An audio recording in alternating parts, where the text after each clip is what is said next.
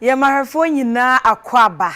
NDC Manifesto lunch enoa eso na yegu a ye hwei na ye de ekoso nyina emamwe. Na opanyina sesi a ogina paso a wo kasa e odwumedie na se. Heye Professor Kwaku Danso Boafo. Aha. Prof ankasa na ejina ne nan so no. Na ono na eye chairman ma NDC Manifesto Committee no. Enti waje bre cheche de koso e wo manifesto no mu enema ba ko mienu miensa om keka bo mansana manifesto ni etimi ede aba no waje bre achechim kama ede ama wo mo na committee members ahoro nso om ka bo ma om di dwuma ni nyina nso prof ada om nyina ede ache party ma wada wo mo ase enti be ode na no di se mawie de na chese ko bi e be san ko ho mo we e be pere na nti yen san ko enti arefo yen san ko NDC Manifesto lunch na se ne hwe de ekosomra Sakwan we aye wo so yi Kotobabi Spinters ase na rough road obi aso nim say rough road yentimi ntina nchen ye business be NDC buy na wabeka kwan ye quota menim na NDC ye kwan we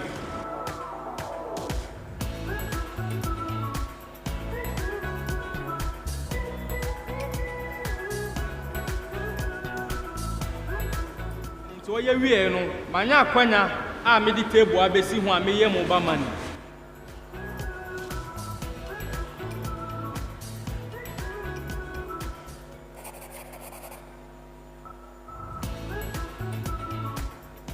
I'm a mother and a lecturer, and I think what I find very interesting in this manifesto of the NDC for this campaign season 2020 is the fact that they have promised that there's going to be an extension of maternity leave from 3 months to 4 months, which I find very, very exciting. Because as a mother and a lecturer, normally when you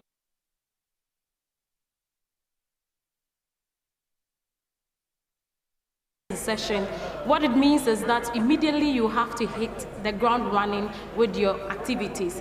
But I think if this is extended, you can even have a whole semester off to take care of your baby, which I think it is a very good thing for me. And for this singular reason, all women should be very excited about this manifesto and should dreams that they have for women will come to fruition. Thank you very much. I see the inclusion of 4 months maternity leave as a very good call for women, and not only for women, also for we the men.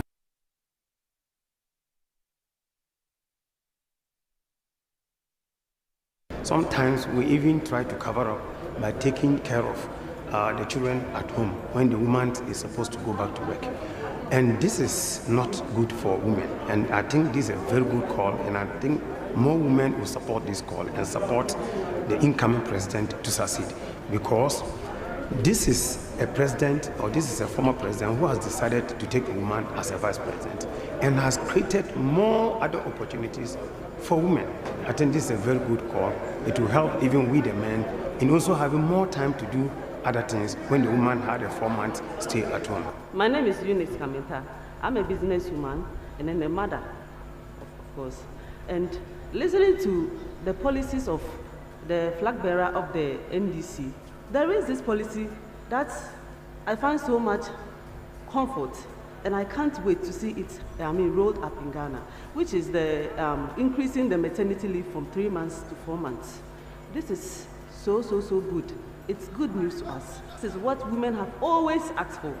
It isn't easy to go through this 9-4 months period of pregnancy, put into bed, and within 3 months, you are supposed to be out there with the baby, working again. Psychologically, it doesn't help us. Health-wise, we are not well prepared and in the right mood to go back into work. But this additional 1 month, people may think it's just 1 month, but 1 month, even a week makes a lot of difference. So adding a month will really go on to ensure that the mother and child recovers healthily and the child is well. Be on his or her own, partially from the mother. So the mother can have that free mind, the mother can have that sound mind to be able to go back to productive work. So this is so good.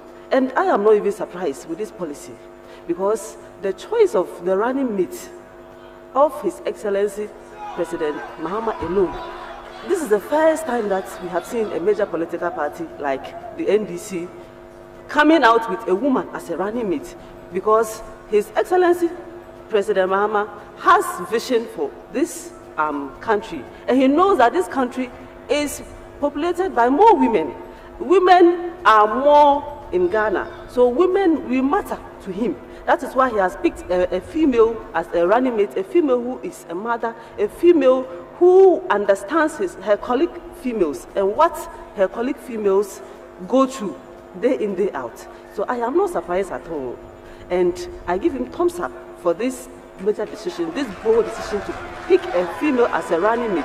And I therefore want to use this opportunity to encourage and call all women in Ghana to come out and support President Dramani Mahama.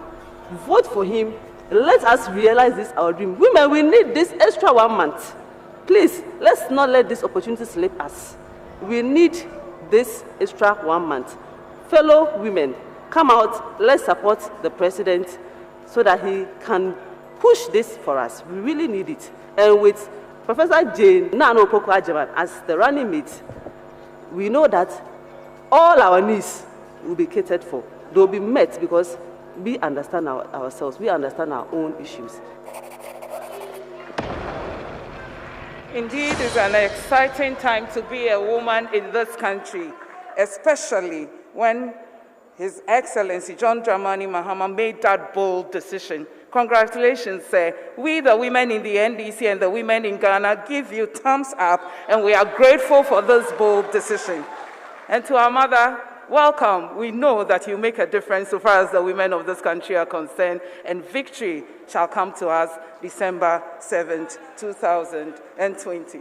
Let me also once again get a round of applause for our able professor from the Achim land, who is also our manifesto chairman. Thank you very much. We are grateful for your presentation. Can we do it once again for Professor Danso Buafo?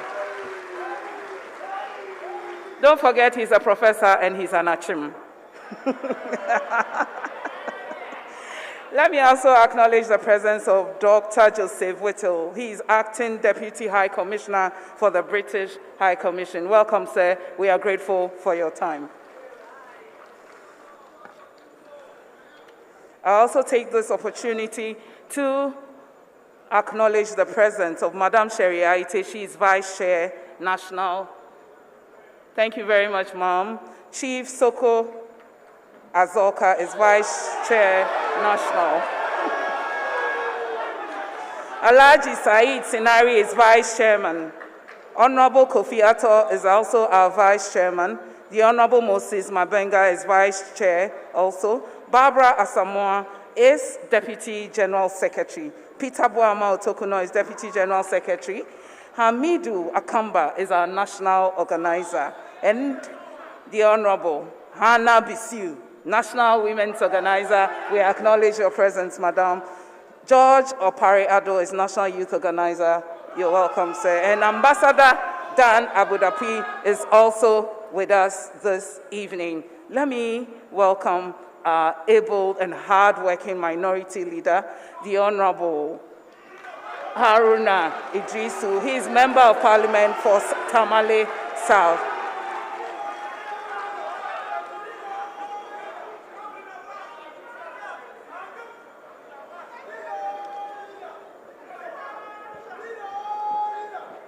Your Excellency John Dramani Mahama and Mrs. Lodina Mahama, Professor Nana Jane Opoku-Agyemang, Vice President of the Republic of Ghana to be, I'm profoundly optimistic. Alhaji Mahama Idrisu, Vice Chair representing the Council of Elders, Right Honorable Do Ajaho, former Speaker of Parliament, all other protocols observed. My colleague members of Parliament, we acknowledge your presence. Today is a very solemn occasion for us, but to assure Excellency President Mahama and the leadership of the party led by the National Chairman and General Secretary that your parliamentary caucus remains strong, and with the spirit of arise and act, you can be optimistic of a parliamentary majority come January 7th, 2021. Distinguished ladies and gentlemen, my task is a very simple one. What will a John Dramani Mahama presidency do to improve governance generally in our country?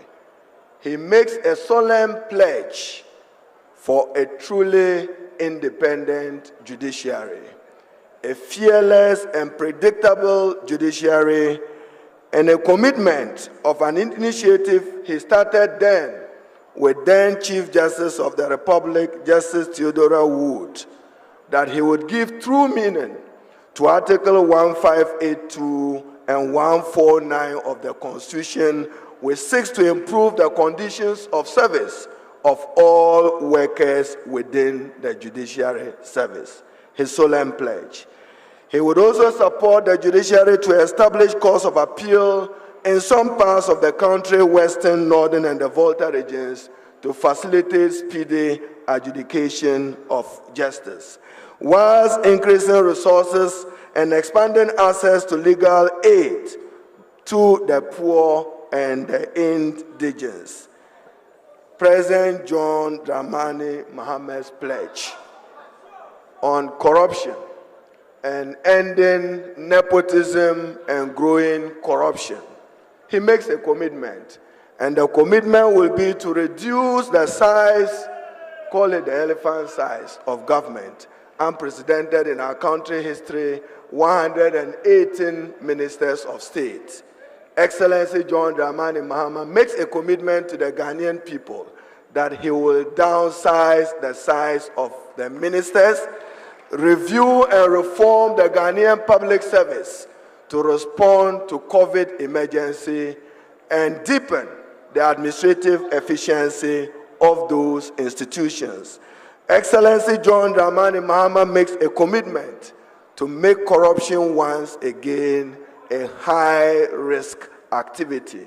As you heard from Professor Danso Buafo of Achim fame, he will sting corruption like the scorpion will bite you when you are caught with it. So corruption will be made a high-risk activity. He will review and legislate on the code of conduct that he initiated as President of the Republic up to January 7th, 2017. The good people of Ghana, again, be assured that John Dramani Mahama will find answers to the unanswered questions of corruption, whether it is BOST, whether it's National Youth Authority, whether it's Kroll Associate. It's only in Ghana that excavators can get missing and can be found and nothing happen. That will not happen under John Mahama presidency. All public officials who demonstrate and attempt to loot the public purse will be punished and punished accordingly. Distinguished ladies and gentlemen, in concluding, John Dramani Mahama makes a commitment to massive constitutional review efforts that gives Ghana a development constitution, having tested and examined the 1992 constitution up to date. He will deepen his partnership with organized labor in order that the constitutional amendment, including the white paper that was issued by him, will give true meaning to democratic governance in our country. A few years ago, they They said they were going to end the suffering of the Ghanaian people. Farmers were suffering. Nurses were suffering. Teachers are suffering. The suffering is still on. Support John Dramani Mahama on the rescue mission to end the continuous suffering of our people. On legal education, President John Dramani Mahama recognizes that many young people qualified in Ghana, desirous to have legal education and read law, are denied the opportunity. He makes a commitment to expand access to legal education by reviewing and giving accreditation to certified law faculties across the country to increase the number of professional lawyers in our country and paralegals of our country so that you make a meaningful contribution to our national development. He makes that commitment.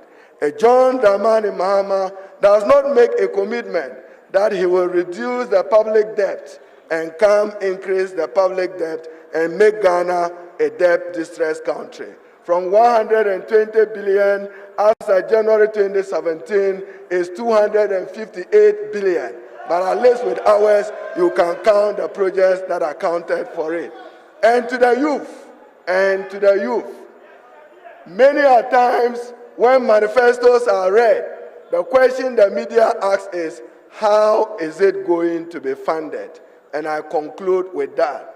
In this manifesto, President John Dramani Mahama has made a commitment to end seasonal agriculture and to end natural rain-fed agriculture. He will conduct a number of irrigation dams in all parts of the country, including what he started in Tamni in the Upper East region, a new one in Mprem in the Central region, a new irrigation dam in Amate in the Eastern region, Pagaza in the Northern region. But you know what? A John Mahama pledge is that these irrigation dams will be funded by the Ghana Exim Bank, created by him as President of the Republic. He promises the ICT champions. He will train young people in IT applications. It will be funded by the Ghana Universal Access Fund. What he promised, he will honor as his covenant to the Ghanaian people. We only can look forward to a John and Jay. There is no improvement in the quality of life of the Ghanaian, and the nepotism of family and friends can only have a terminal end in a John Mahama presidency. I thank you all.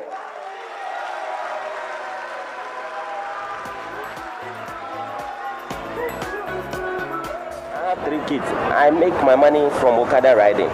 So consider Okada riders better and address us in your manifesto. That's what I have for you. And that's the only reason why I'll vote for Mahama. Nanado doesn't ride motor, but you, Mahama, I've been seeing you on motorbike.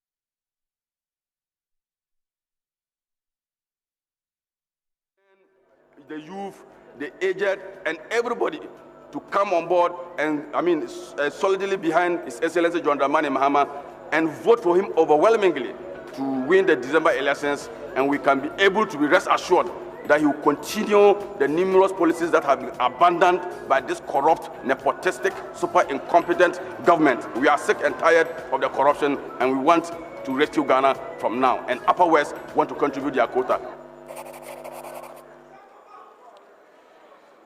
It is a rescue mission, and the youth of Ghana must rise. Arise for your beloved country. Ladies and gentlemen, we have the Okada Riders Association in the house.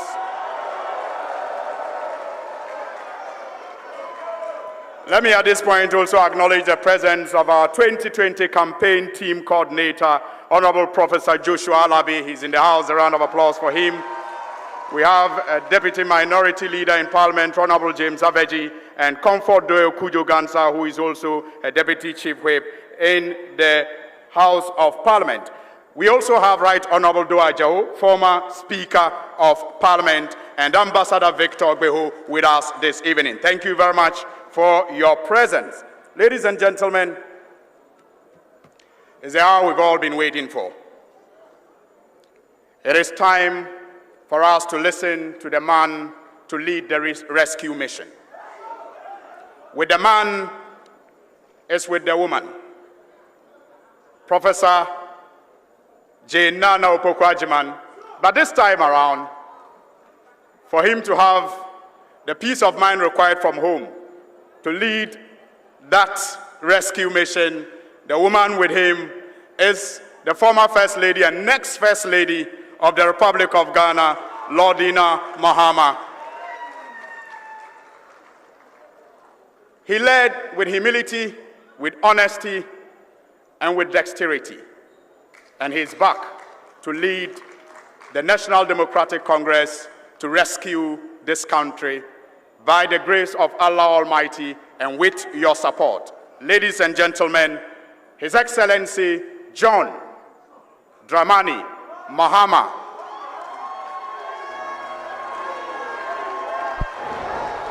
Ladies and gentlemen, presenting the nation builder. John Mahama, waya, waya, waya, waya, waya, waya, waya, waya, waya. Waya,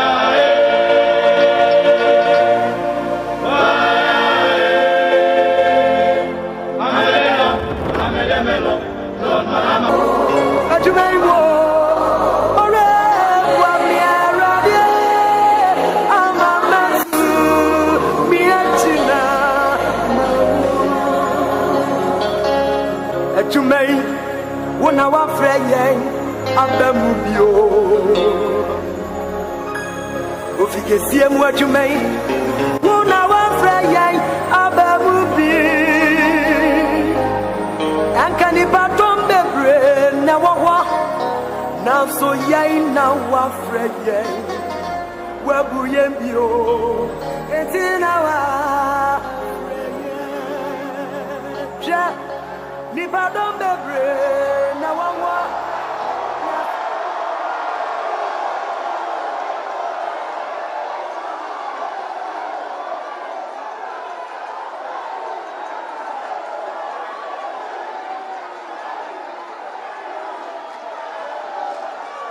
Thank you. Thank you very much. Thank you very much. My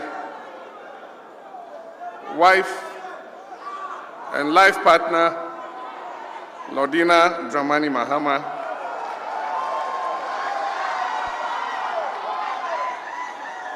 Professor Nana Jane Opoku-Agyeman, our 2020 running mate, Alhaji Mahama Idrisu, representing our founder, Jerry John Rawlings, and our Council of Elders, our National Chairman, our General Secretary, Right Honorable Second Deputy Speaker, Right Honorable Former Speaker of Parliament, the Honorable Minority Leader, Chairman and members of our national campaign team for election 2020, members of our National Executive Committee, my media friends, our invited guests, party activists and foot soldiers,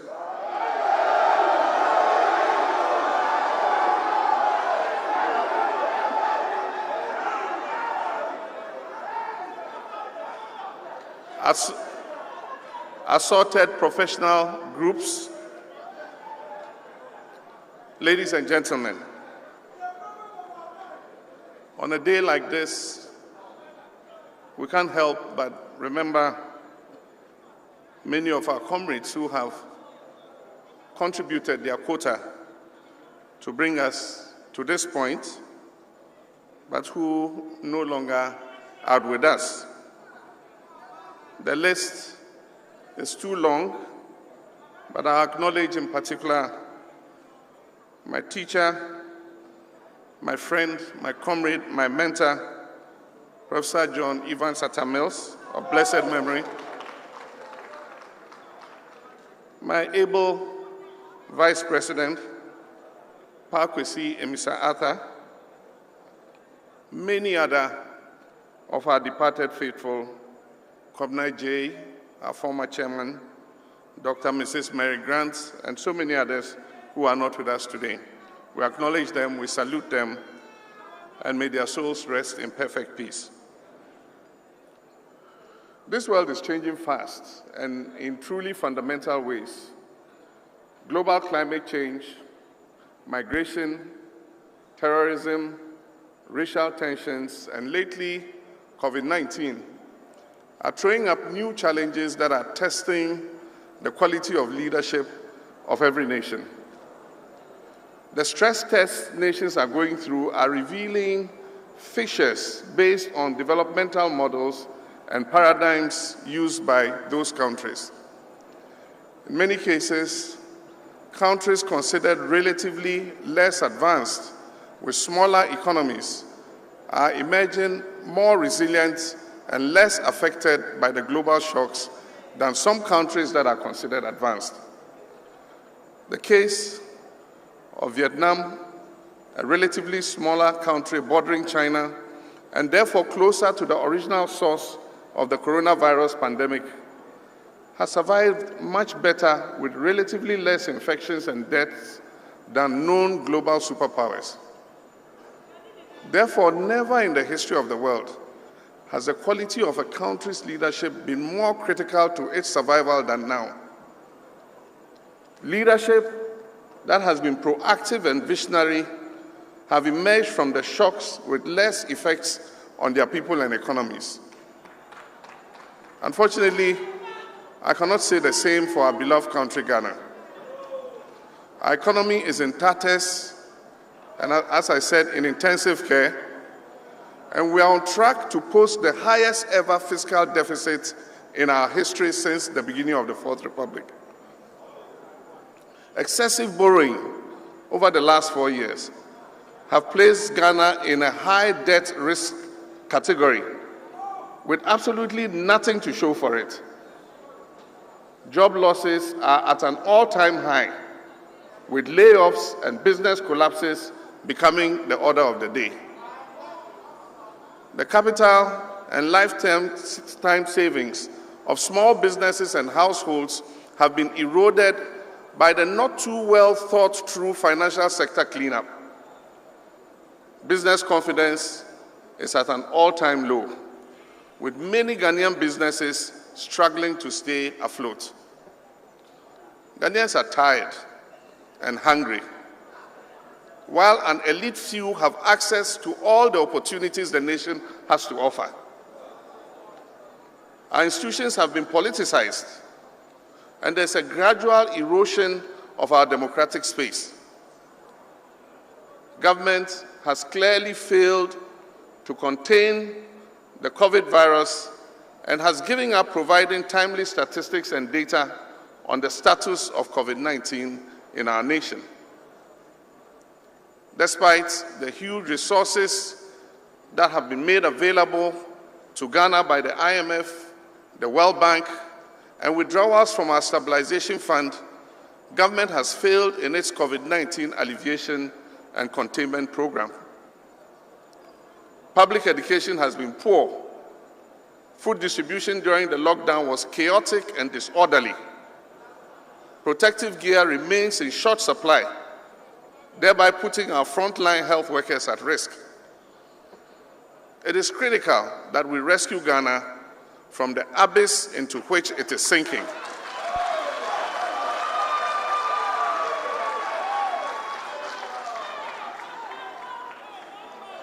My comrades and friends, we must prepare Ghana to cope with the current global challenges. We must open new horizons and new hopes to instill a new sense of purpose in our people, catching up on what we have missed while taking steps to enhance our growth. We must place Ghana in sync with the new developments taking place around the world in order that we prepare our economy to become an advanced one. To achieve this, we must build a knowledge-based economy and move faster into the new world of smart manufacturing and digital services. This will generate not only growth, but prosperity for all Ghanaians. We'll create not only jobs, but sustainable and decent jobs, so that people can live prosperous and dignified lives. We must put Ghanaian businesses at the center of our economic growth. It is only when Ghanaian businesses thrive that our economy can grow and create jobs and prosperity for our people.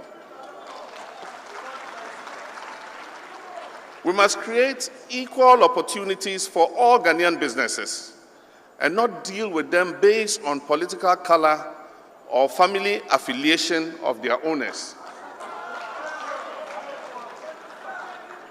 My brothers and sisters, I've had the unique and humbling privilege of providing leadership as president, stepping back, and being elected again to lead the National Democratic Congress into the December 2020 elections. It has therefore given me the opportunity during this period to reflect soberly on the challenges and expectations of governance and the heavy burden of people's hopes and aspirations that come with it. Ghana cannot afford to do things the old way. Survival and success for today and the future generations require a much more urgent and, in many cases, substantial change to prevailing economic and social relations. Ghana needs a new era of social justice. It is time for renewal and coming together. It is time for greater self-reliance. It is time to close the wealth gap that divides our society and create greater equality amongst our people. It is time to finally end intolerance and social discrimination against ethnic groups, religious groups, gender and age groups.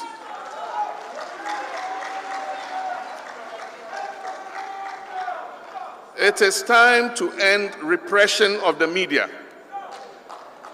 It is time to unite and create opportunities for all our people and not just a privileged few. It is time to do this democratically with the full involvement of all our people.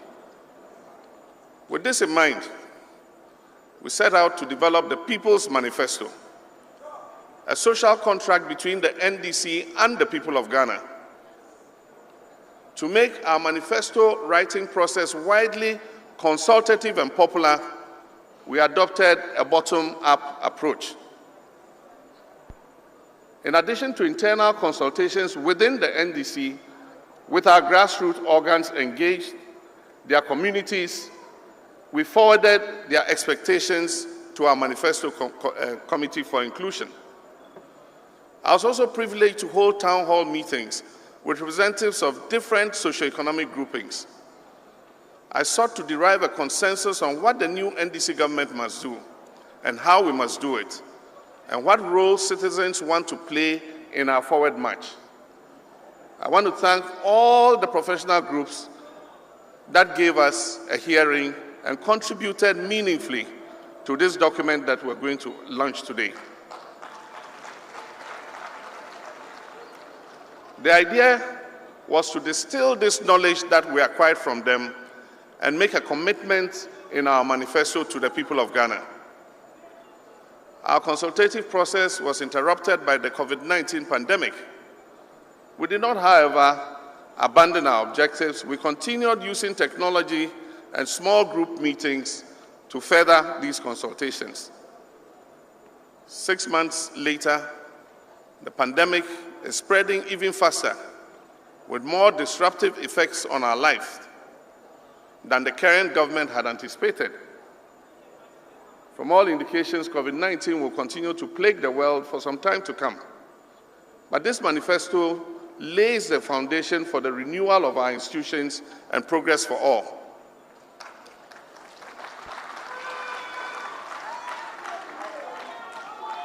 It is my hope that you will identify the ideals of our People's Manifesto and vote for John Mahama and for the great NDC team and engage us with a view to holding us to our commitment on program delivery. I believe that there are great times ahead for our people. All of us, myself included, learned a lot of valuable lessons during the period of preparing this manifesto. The most important was the growing and humbling understanding of the fact that the December elections will be unlike any other election in our recent history. It will be an election of destiny. It will be an election of the future. It will be an election of the future of our children and our grandchildren. This election will be about the very soul of a new Ghana. Our historic mission right now is to provide our fellow Ghanaians with the opportunity to become a part of tomorrow's world and offer our beloved country a clear chance to spread prosperity to all our people and move into the status of an advanced middle-income country within the next 5 years. It is possible together. We can do it with the right and dedicated leadership. We owe it to our wonderful people to create new job opportunities, to bring new skills, and to provide better chances for everyone so that all of us will be able to live a dignified life. It is time now, my brothers and sisters. That time is now.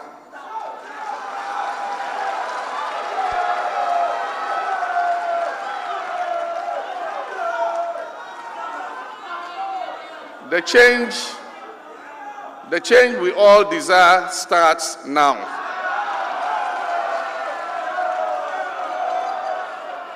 Let us all join hands to create the country that we wish for. May God bless our homeland, Ghana. May God bless each and every one of us. May God make our country great and strong. And so, at this point, I'll take you through a few highlights of our manifesto, not in any particular order.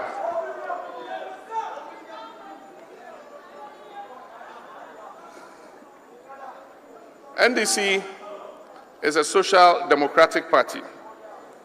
We subscribed to a compassionate political philosophy, and we believe in social justice. We create opportunities for all to develop to their fullest potential. We focus on an inclusive effort to safeguard the jobs of today and create sustainable jobs for the future.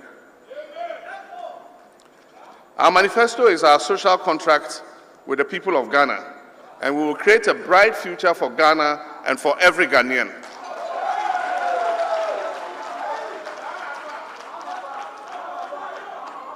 Our priorities are to build a sustainable society with opportunities for all, to promote human development, to continue to prioritize healthcare, quality education, and skills training as the cornerstone for progress and prosperity.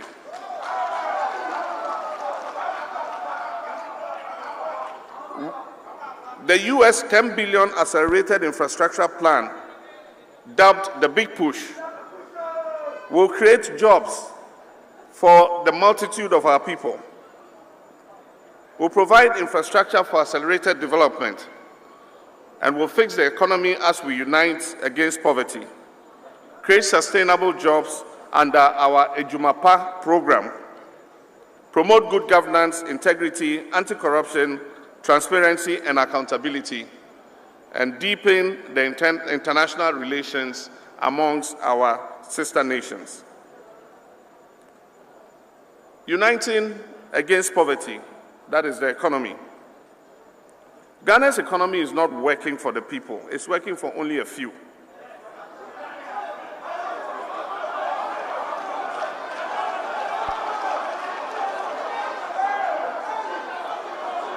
Ghana's economy is not working for the people, it's working for only a few.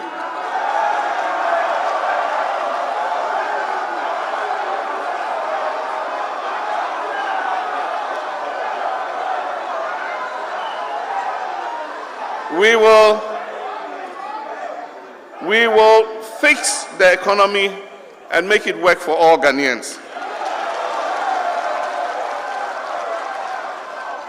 We'll fight the disastrous effect of the poor economic management of this administration.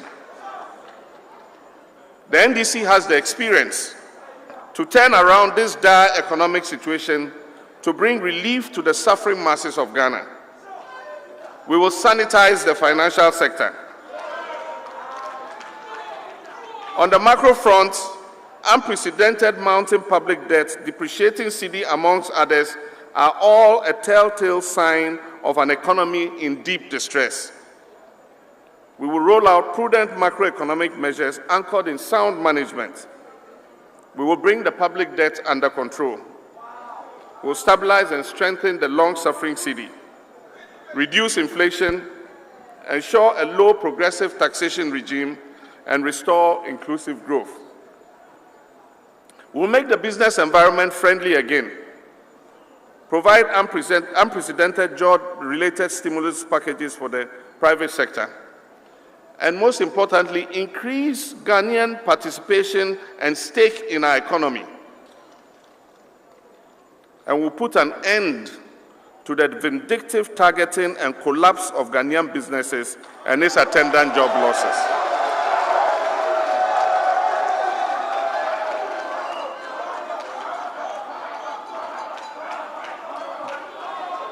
We've done all this before.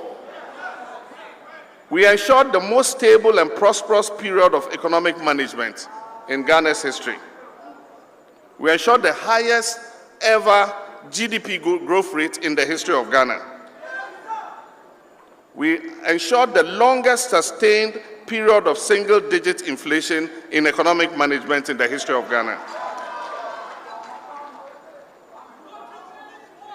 We implemented fiscal prudence and for the first time managed the 2016 budget with zero borrowing from the central bank. The NDC established the Ghana Exim Bank to promote jobs and exports. The NDC will again generate economic growth that creates infrastructure and sustainable jobs.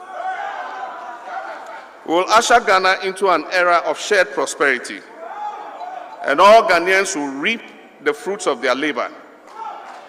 We need to turn our beloved country, Ghana, into an advanced one, and we must eradicate poverty. It is possible, and we will do it.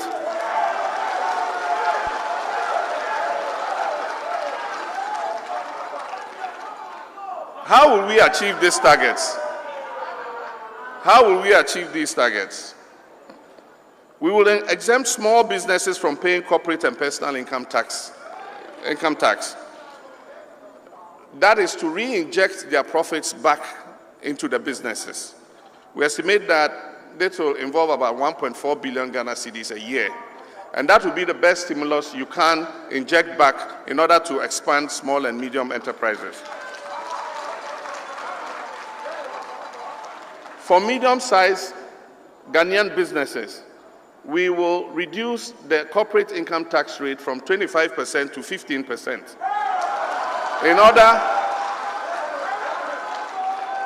in order to give them breathing room to be able to reinvest and grow their businesses. But very interesting, we will exempt newly established medium-sized companies that employ up to 20 people or 20 workers from paying corporate income tax for the first year when they are establishing the business. This is important because the most critical time in establishing a business is the first year when you are investing. And when you're investing, it's not the right time for government to come asking you to bring money. And so we will give them that relief. And for businesses that employ 20 or more, medium-sized businesses, they will get corporate tax exemption for 2 years so that they can establish the business properly and expand the business to employ more people. We'll exempt commercial vehicles and other commercial equipment imported into the country from commercial, industrial, and agricultural purposes from import duty.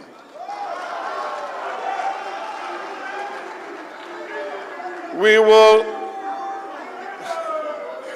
review the Customs Amendment Act 2020, that's Act 1014, to scrap the law banning the importation of salvage vehicles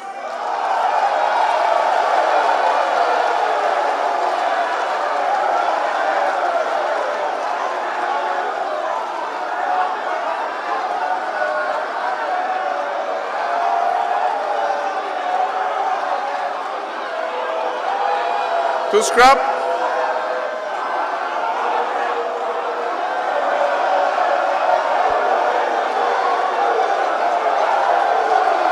I think Ezu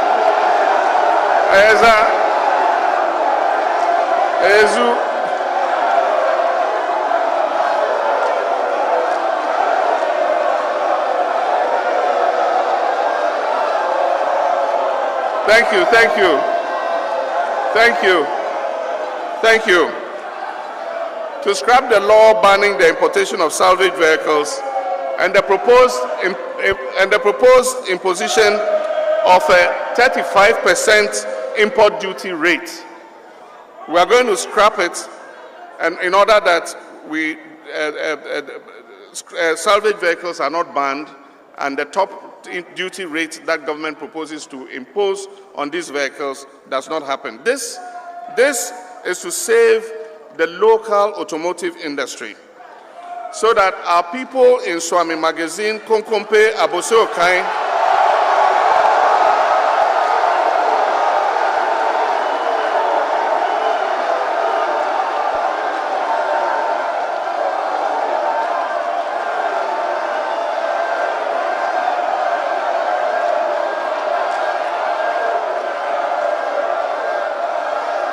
Thank you. Thank you. Thank you.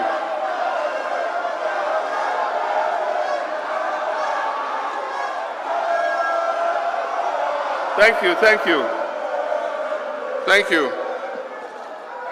This is to allow our people in the local automotive industry in Swami Magazine, Konkombe, Aboseokai, to continue to work to earn a decent living. We encourage vehicle assembly plants investing in Ghana as a complement to our local industry, not to cancel out our local industry. We'll reverse the decoupling of VAT 12.5%, NHIL 2.5%, Get Fund 2.5%, which has brought untold hardship onto Ghanaian businesses and households. We will introduce a rural investor incentive package to create meaningful employment opportunities for the youth, especially in rural areas, and investors in rural communities. Under this program, they will be exempted from dividend and capital gains tax. And then B, if they employ up to 50 persons, they will be granted tax exemptions and further incentives on the importation of capital equipment. We'll provide special tax incentives for indigenous value chain industries such as mineral processing, petroleum-based industries, agro-based, pulp and paper industries, in order to unlock sustainable job opportunities. Among others, we'll review the Rent Act to provide tax incentives to landlords and real estate investors to reduce the cost of rent advances for residential and commercial purposes.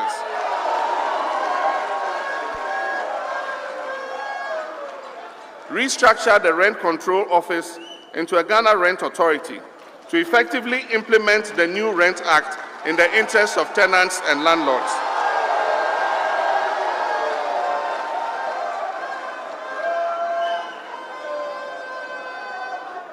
We will increase the District Assembly's Common Fund back to 7.5% from the 5% that the current government has put it.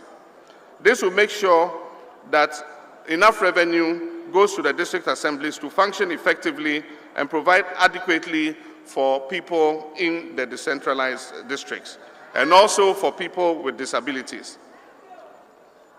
We'll promote local content for local contractors in all sectors of the economy to increase the contribution of Ghanaians to a minimum of 55% of GDP and improve Ghanaian ownership and participation of our economy. Amend the Public Procurement Act to give priority to Ghanaian businesses in the award of contracts financed from public funds. Within a year in office, we will pay the full amount due every victim of the reckless handling of the financial sector cleanup.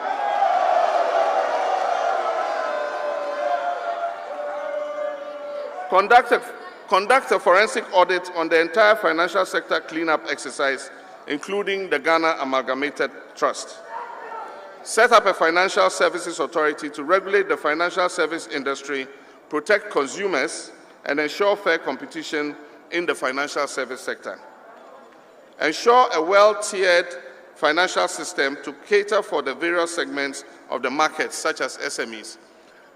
The idea behind this is you don't need every bank to have a capital reserve of 400 million. So we'll create several tiers so that there will be banks that want to lend to small and medium enterprises, and a capital reserve of 100 million will be enough for them.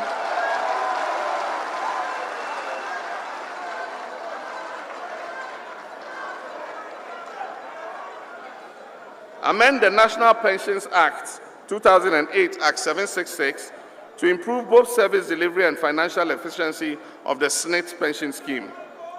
Allow contributing workers, such as private teachers, amongst others, who lose their jobs suddenly due to natural occurrences, such as COVID-19 pandemic, to be paid stipends while they search for a new job. And this is important. Allow workers who have contributed for a minimum period of 10 to 15 years to use their contribution as collateral to access mortgage loans for housing.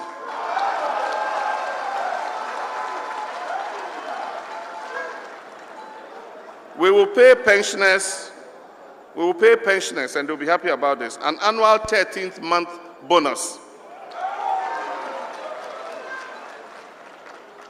Under the Ghana Framework for Industrial Revitalization, Support and Transformation, which we call Ghana First, we will boost the real sector of the economy. And the 16 strategic growth areas are going to be agriculture and agro-processing, pharmaceuticals, health tourism, light manufacturing, including apparels, accessories, and assemblages, educational service exports, financial services, furniture, ICT business services and logistics, oil and gas petroleum sector, strategic minerals including salt, tourism, tree crop development, coastal landscape and forest management, afforestation, infrastructure, construction, waste management and recycling, and high-tech manufacturing, including chemicals. To stimulate economic growth and create opportunities for sustainable jobs through agri-business, we will realign the Ministry of Food and Agriculture into a Ministry of Agriculture and Agribusiness. This is to capture the full value chain, because we've concentrated only on production, and when we have produced, we don't have the capacity to process the produce and make them available to the market. We'll put Ghana on the path of self-sufficiency in the production of commodities and also for exports. We'll delineate agro-production and processing zones for medium to large-scale production. These include examples like Brong-Ahafo is the leading producer of cashew nuts, but yet we don't have an active cashew processing capacity in Brong-Ahafo. And so we'll put that in. There are places that are good at ginger production. We'll process the ginger into ginger powder, ginger oil for export. There are places that are producing rice. We'll put rice milling equipment so that we can mill the rice for the local market and, if possible, for export. Provide microprocessing equipment to farmers, to farmer cooperatives. For instance, in the palm oil growing area, if you give a group of farmers, a cooperative, a small processing mill to be able to process their palm oil for the market, it will add value to what they are doing. In the cocoa sector, cocoa processing for value addition will ensure the processing of at least 50% of our cocoa beans locally before we export.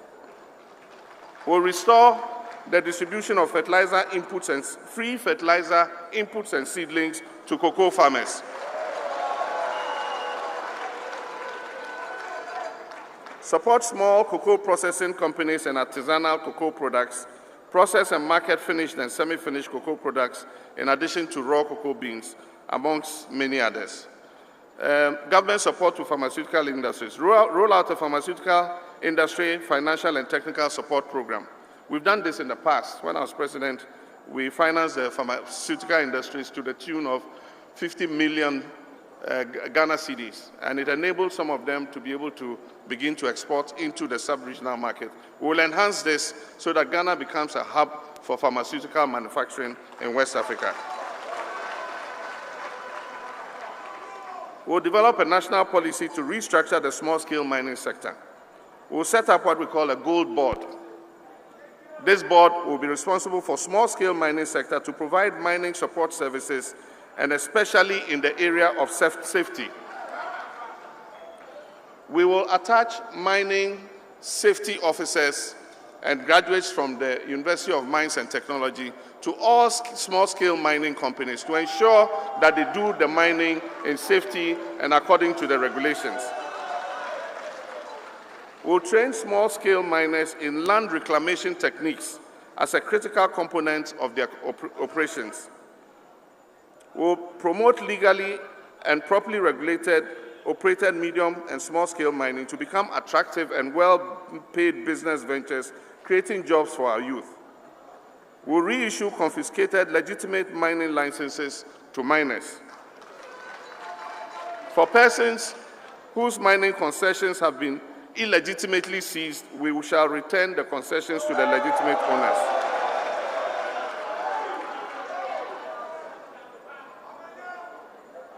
We will track down and take back all excavators that are missing.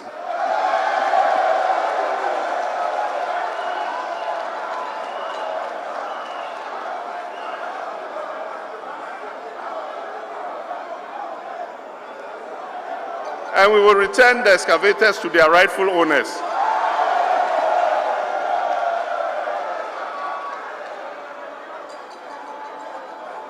We will establish mini gold refineries in the gold-producing regions of our country in conjunction with the private sector.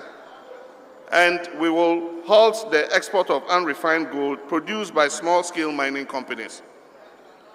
The central bank will play a role in financing and certificating high-quality gold bullion for export. We will hold a portion of our international reserves in gold to help stabilize our economy and our currency. Many other things. I will increase demand for locally manufactured goods, and we'll use government's purchasing power to stimulate demand for made-in-Ghana goods by directing all MDAs to patronize made-in-Ghana goods. We'll encourage the private sector to establish marketing companies to service local SMEs and manufacturers. And then it continues. We'll modernize our markets using a mini KJTR model.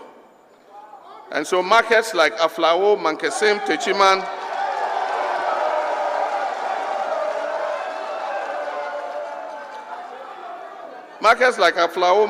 Techiman, and others will get a smaller version of a KJTR market.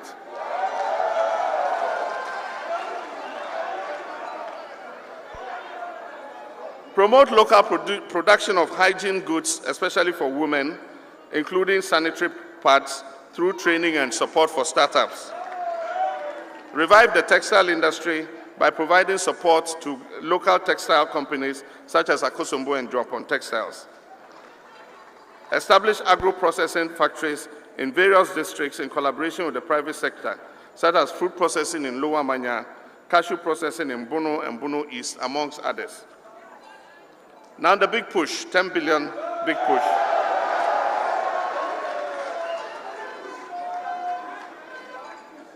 And I'll rush through this very quickly.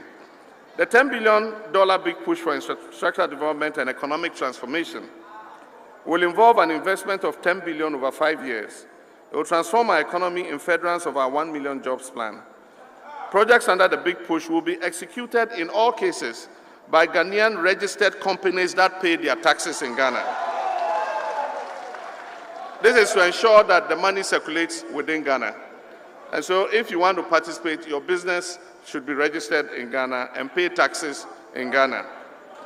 These investments will stimulate and grow indigenous Ghanaian businesses. The 10 billion investment will be directed to stimulate the economy by sourcing as much as possible locally available materials and products for the execution of the projects. Now, key areas under the big push: provide infrastructure for agriculture and agribusiness, such as warehouses, silos, irrigation dams, farmer service centers, etc.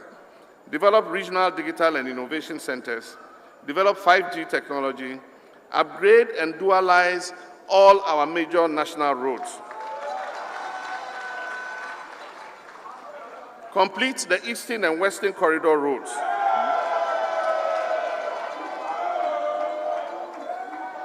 Upgrade other major national highways, urban and feeder roads. Expand the railway network by implementing the 2014 Railway Master Plan. Construct a domestic airport in Upper East Region. The land was secured when I was president, and it's a project that we will continue. Extend the runway of the Kumasi International Airport to accommodate bigger aircraft. Upgrade the Sunyani Airport. Engineer and construct major markets, starting with Aflao, Mankesim, Techiman, Kintampo, Sampa, Elubu, Nima, and Asesewa.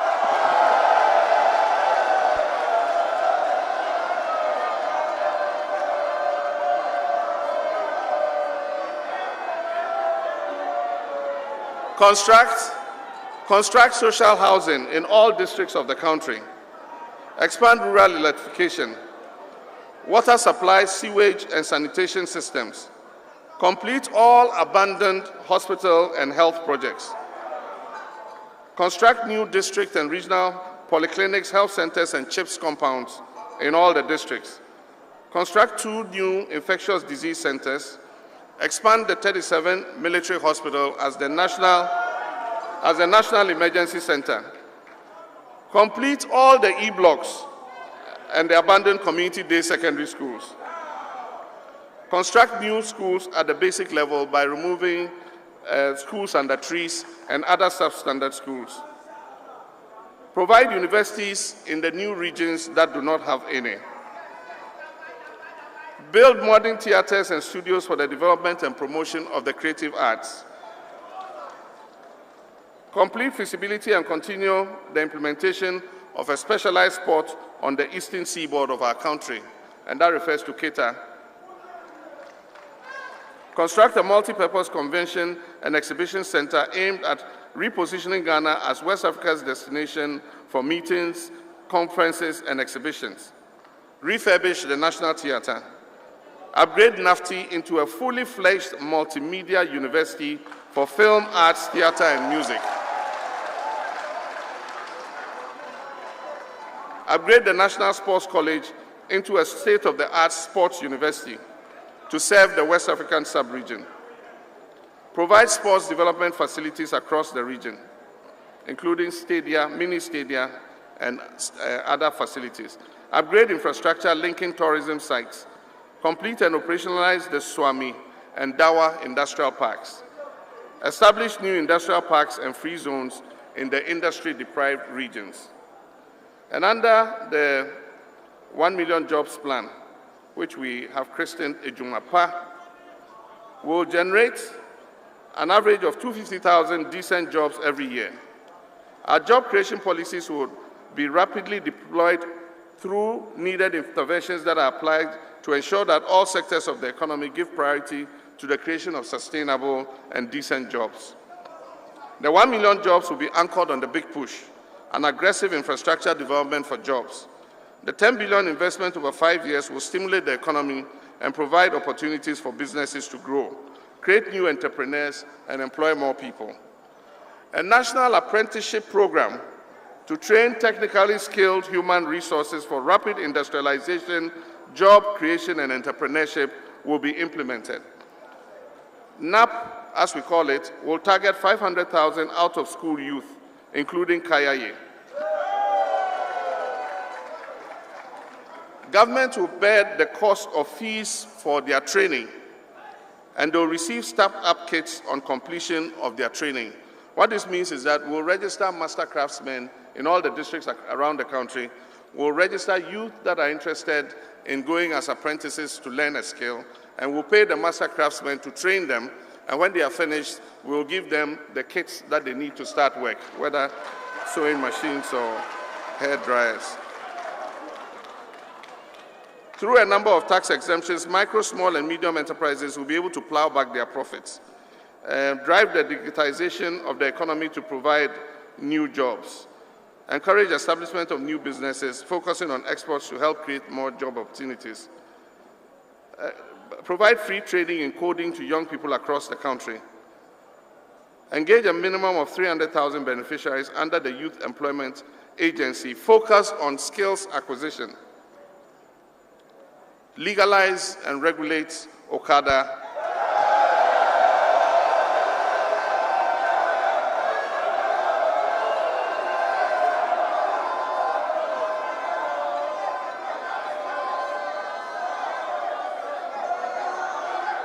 legalize and regulate Okada business in order to make it safer and be an avenue for employment.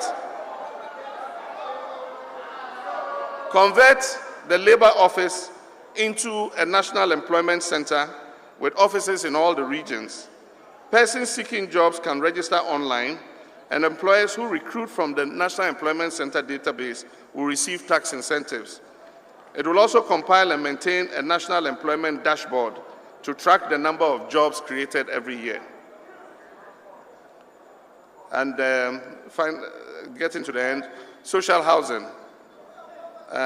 Roll out social housing, I said that already, in every district. Implement a national mortgage assistance scheme and rent-to-pay agreements over 15 to 20 years. So if you are working and you have between 15 and 20 years to the end of your working life, you can be allocated one of the houses. The money you'd have paid for rent, you use it to pay and own the house.